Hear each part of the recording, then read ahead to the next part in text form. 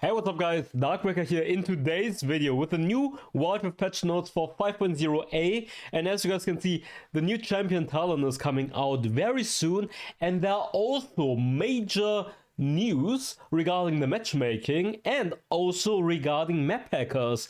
So if you guys are interested, definitely stay tuned, and we're gonna run through the patch notes. We have some balance changes, some item adjustments, matchmaking optimization, as you guys can see here. And yeah, hope you guys will enjoy it. I'm a little bit sick, my voice is kind of fucked. Hope you guys don't mind that. Let's get started. Wildrift patch notes 5.0a. February will be a big month for us, and likewise we got a big patch for you. February is a month to celebrate family, friends and dragons. Join us and celebrate how you want with the new champion, with the new event, or on Arena. That's right, Arena is back. Sit down, grab a drink, and welcome to patch 5.0a. The new champion, Talon the Blade Shadow. The champion's coming out February 23rd, and I've made a gameplay video on the test server, so you guys can definitely check it out as well. Was like 1 week ago.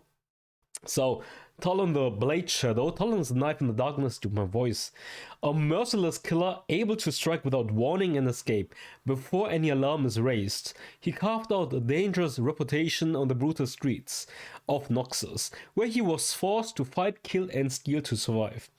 Adopted by notorious Du Couture family, I don't know, sounds like a French name, he now plies his deadly trade at the Empire's command, assassinating enemy leaders, captains and heroes, as well as any Noxian foolish enough to earn the scorn of the masters. Wait a second. God, I'm dying here for you guys. Events: Lunar Extravaganza, Year of the Dragon. Happy Year of the Dragon. It's a big year for our boy Aurelion Sol, so be on the lookout for the Lunar Guardian event, where you can get the Lunar Guardian skin for him completely for free. I think that you just have to log in daily. With the new Lunar Extravaganza event, we will also be giving out 3 chromas. Log in, play a game and send red pockets to your friends for a chance to get some Poro energy or even a skin. Coming out next week. Game mode Arena. You asked for it and we delivered. Arena is back soon. Arena will be back on February 12th. Champion changes. Garen.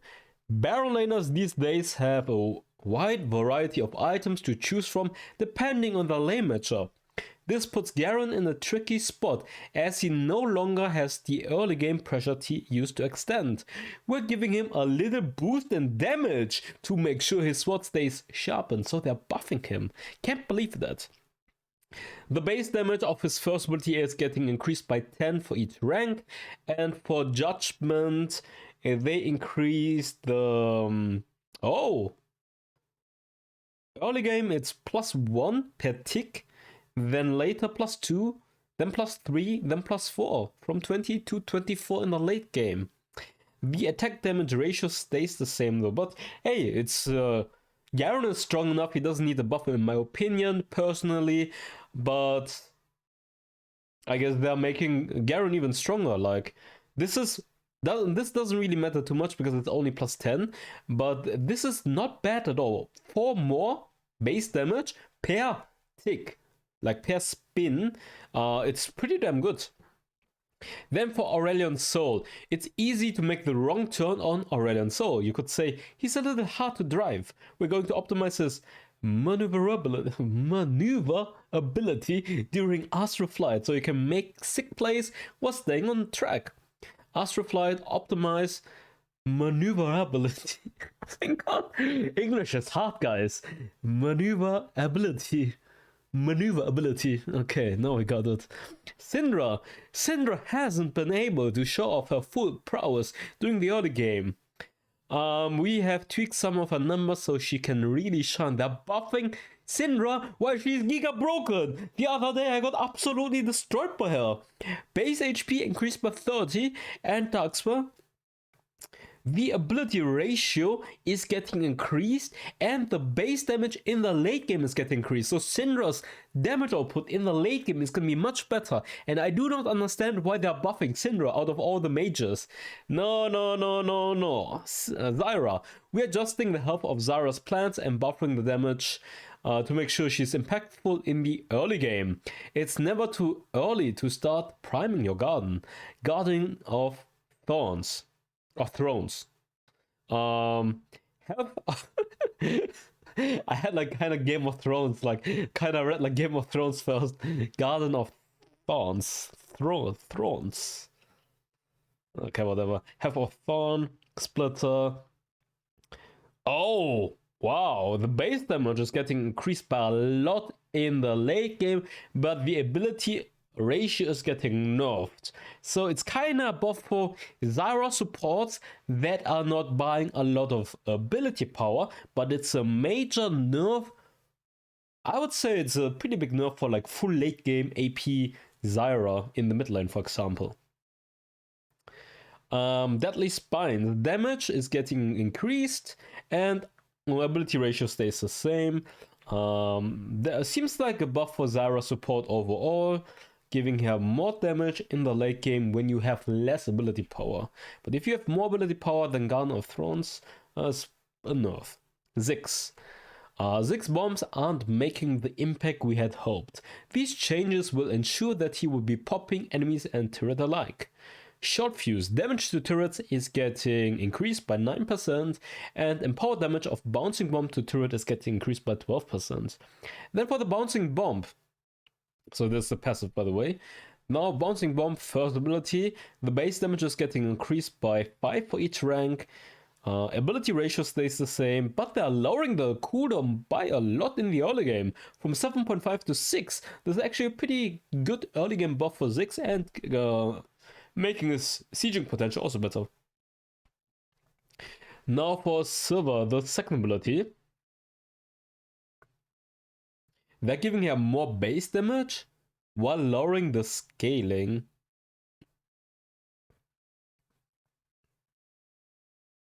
I wonder if someone does the math in the late game what's better. I think in the late game it's gonna be a nerf. 20% of your attack damage. Maybe not. It's 7%. You get 14 more. Maybe they did the math. But basically, they are making her early game better or more secure when you're behind, because you have like more base damage and you don't need as much not as much attack damage in total. Someone has to do the math, like checking, okay, how much attack damage do you have in total level 1 without items, how much do you have in total after the first core item and after full item build, and then compare the stats, and then you will find out whether she's gonna be stronger in the early game or stronger in the late game. But to me, it seems like what they're trying to do is making the early game a bit stronger when you're behind. But in the late game, I'm not sure if the 14 makes up for the 7%. Because let's say you have like full item builds, you have, I don't know, 300 attack damage maybe, then 7% is way more than 14, right? So that's the idea behind what I'm saying, like full item build Silver's second ability might be weaker now, but I'm not sure about the math. I mean, I have to test it out, or someone else might want to test it out. Fizz has been making a big splash. These changes will let his opponent come up for air, especially in late game team fights. I am not sure which ability there. I think it's the dash, right? Dash and second ability.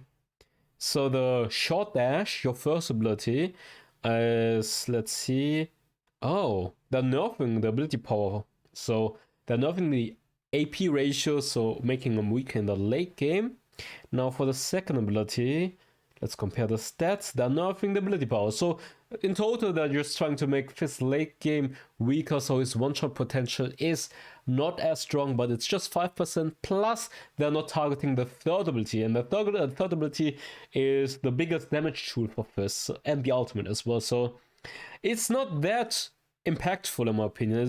You will barely notice the changes. Now for Twitch. Like this, Twitch has been running circuits around his opponents. These adjustments will ensure he's not bulldozing through early and mid-game teamfights. Base attack damage getting nerfed by 4, attack damage per level is getting nerfed by 1, and then spray and pray bonus attack damage gained is getting nerfed by 5. It's massive nerfs. 4 base attack damage is already a lot, but they're also nerfing the attack damage per level. So you're also losing 14 attack damage.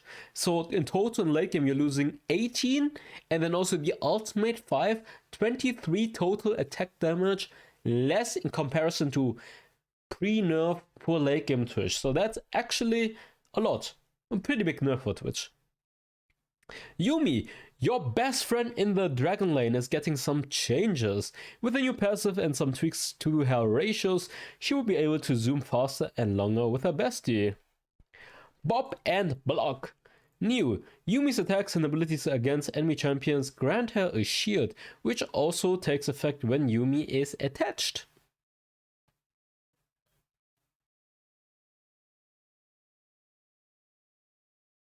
That seems like a buff, okay. Shield value is getting increased as well.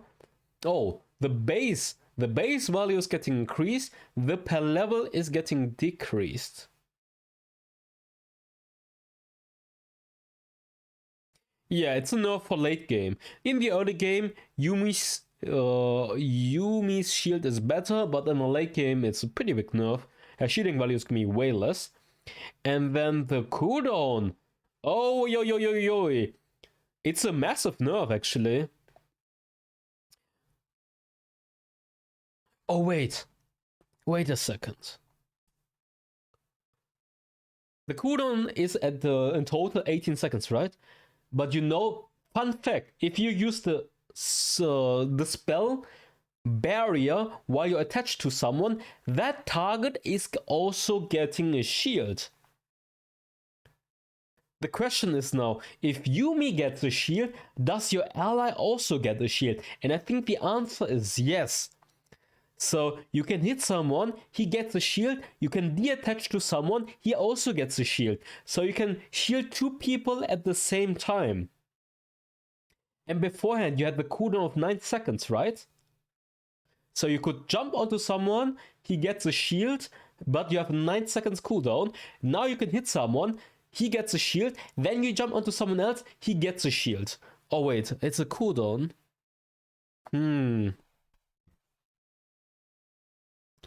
Oh, or maybe this also counts as 18. No, it's it seems like a wait. No.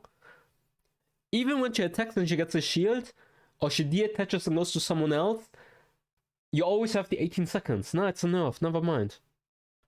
It's a nerf. It's just a nerf. And also late game, way less shielding. Yeah. I'm pretty sure it's like that. 9 seconds.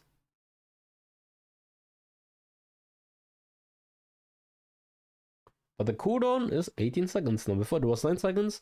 You jump, you get a shield, you wait a bit, you jump someone else, he gets a shield again. But it was 9 seconds in the late game. But now it's always 18 seconds. It's a massive nerf. Massive. If I understood it correctly, and chat, YouTube frogs, you can correct me. If I understood it correctly, it's a massive nerf. Like, look, 10 per level, but you have to remind yourself, 14 times 10, and this is 25 times 14. This is way more in the late game. Like, this is just 15. This is just 15 base. Like, within 2 levels, this gives you more shielding. Within 2 levels, this gives you more shielding than this. Okay, next. You and me. Adaptive power. Bonus attack damage of Yuumi is... Oh. Let's see, let's do the math. The base adaptive power that Yuumi gives to the ally is getting increased. And then +5 plus 0.25 times... Okay. How much is that even? I think it's less, right? So 0.25 times 14.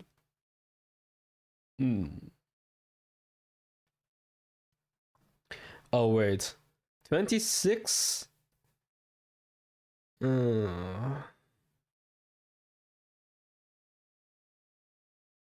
It was 29 beforehand. Oh, yeah, it's way more. It's 31 then. Yes, it's way more than 3.5.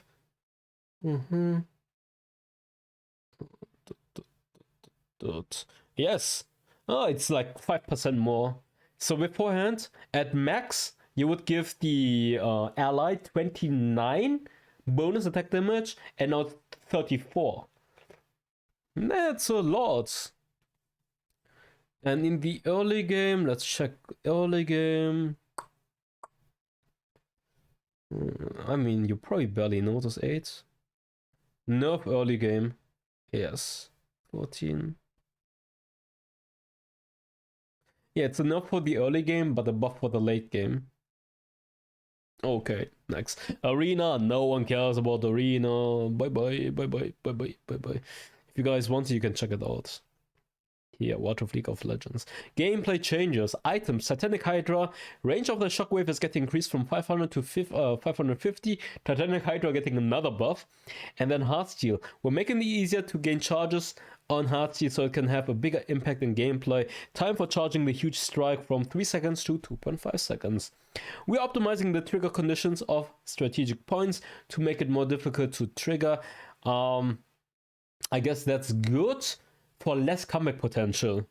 Matchmaking optimization. We're increasing the weight of winning losing games relative to the other factors. Game outcome will be a more significant determinant for future matchmaking accuracy. This should optimize matchmaking mechanism for edge cases.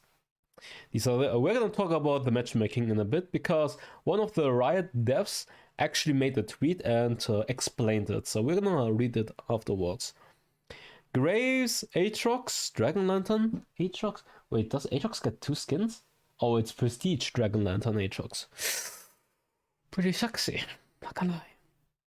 Graves, Thresh, Zeri, Zyra, Sona, Love, Struck Ezreal, and of course Ezreal and Lux get new skins. And especially on Valentine's. Yo. High Noon Katarina, High Noon Leona, High Noon Samira, High Noon Talon, nice, High Noon Twitch, and High Noon Lucian. Ooh, it looks kinda gangster. Anyways, let's read this now. Papa Smoothie, are you guys wondering? Product lead on Wildrift Riot Games. So, he voiced and explained the matchmaking. With the most recent ranked season coming to a close, I wanted to address one of the hot topics around matchmaking, specifically about artificially depressing your KDA. He's talking about inting Cyan and inting Tryndamere. The number 1 guy in the European leaderboard is inting Tryndamere with an 85% win rate, running it down. First and foremost, I want to make clear the encouraging players to try and win is a fundamental goal of ours, and all of our supporting systems should encourage you to win. However, we are seeing edge cases where players attempt to game the system and find more favorable matches by manipulating their KDA, running it down on purpose. There are 2 edge cases that we have seen in manifest where Number 1, players who trade their life to accrue advantages in other areas of the game, such as tower damage or pressuring in other lanes. Looking at you, Cyan. Number 2, players who actively try to ruin their KDAs in a winning situation so that they would get a more favorable match in the subsequent games. Smart, by the way. We don't want to dictate how you try to win, as we believe that it's healthy to have a variety of paths to victory, but we want to step in to help address ranked system manipulation.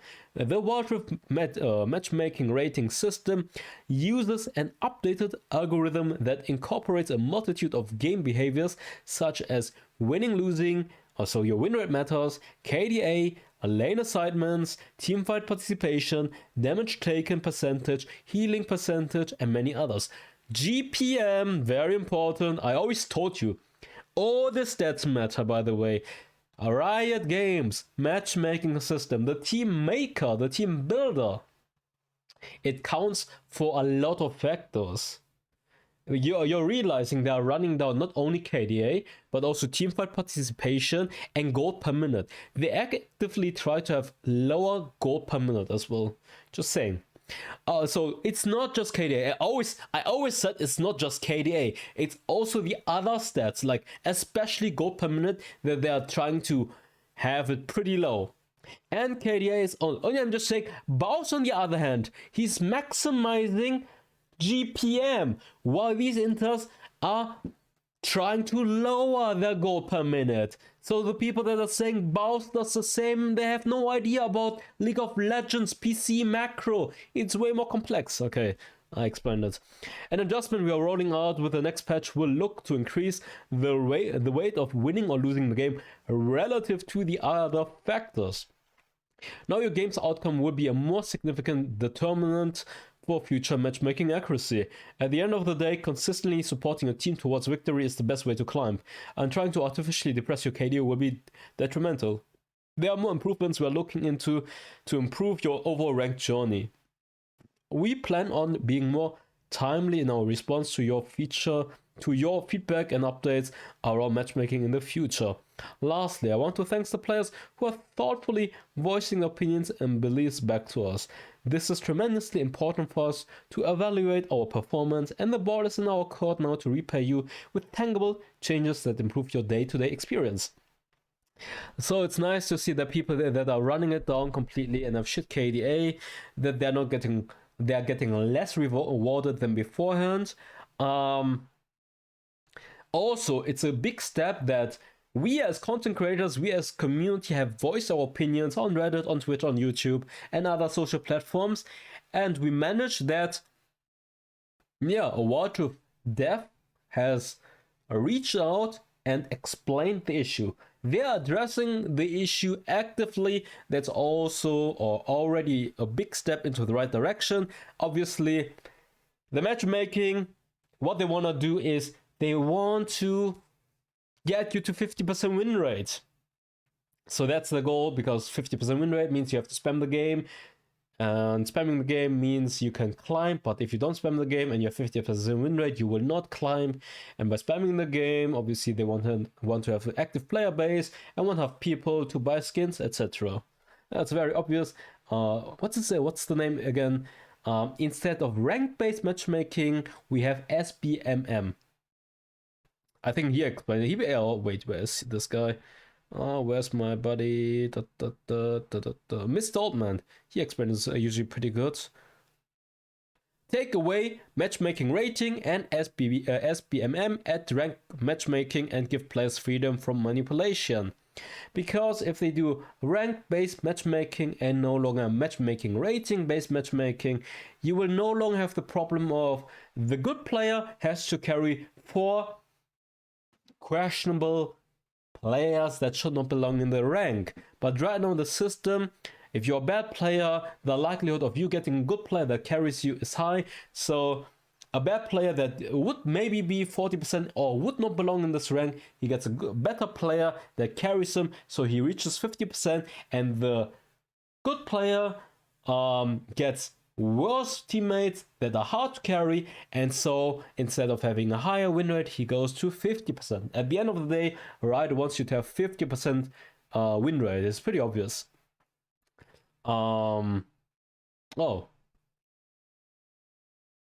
Here. Even Joshua Menke, the leading dev for the matchmaking, used to be the leading dev for the matchmaking, isn't it right now? If your matchmaking rating is high for your rank, this is a common occurrence we are aware of. If you're commonly the highest matchmaking rating in your match, you will commonly have the lower end in terms of teammates. This is a known effect. So the inting sign players are artificially lowering their matchmaking rating by playing like shit, having low KDA, having low GPM, having low teamfight participation, but they are providing value on the map with the split pushing. applying split push pressure. So they're getting some value that the system couldn't detect.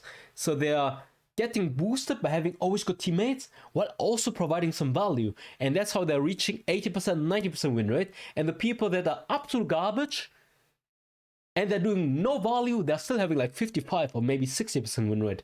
Because there are some cases of people having like 0.5 KDA or 1 KDA, and every stat is doing nothing. They only have bad stats. They are not impacting the map, but they're still getting good teammates. So they have 55% win rate. But since these inting silent players, they are getting value done, split push value, map pressure, bam, the value rises and the win rate is higher. Having low matchmaking rating while providing good map pressure, getting good teammates, boom, artificially boosting or manipulating the matchmaking, get better teammates. So to summarize, so it's a good step into the right direction, but if you are a good player, you will still get bad teammates. But you can't manipulate artificially the matchmaking system as you could beforehand. So they're nerfing that for those inting silent players. The problem is still there, obviously. If you're someone who's a really good player, you have good stats, you have like above 6 KDA, as a jungler or mid laner, you have really good damage, you do like 30,000 damage per game on average, you have 60% team participation, plus you have 1,000 gold per minute or 900 gold per minute. These top players, you will have fun with those 1 KD players that are not inting on purpose, they're just bad. They're just bad. They're not even inting on purpose, they're just generally bad, and they shouldn't be in the rank that they are in. But they're getting inflated by the system, and that's what Riot wants to do. But anyways, that's it. And also, I forgot this. They banned 4,000 players that were map hacking. Good job, Riot. Very quick response. This is actually very good, how quickly they responded. I told you. I warned you guys. If you're cheating, you're map hacking or whatever, a ban wave is coming, and bye-bye. And this is what we call karma, and yeah, don't be a cheater, don't be a loser. Anyways, hope you guys enjoyed this video. Leave your feedback down below in the comments. Hope you guys enjoyed it. I see you guys next time. Make sure to leave a like and subscribe. Bye bye.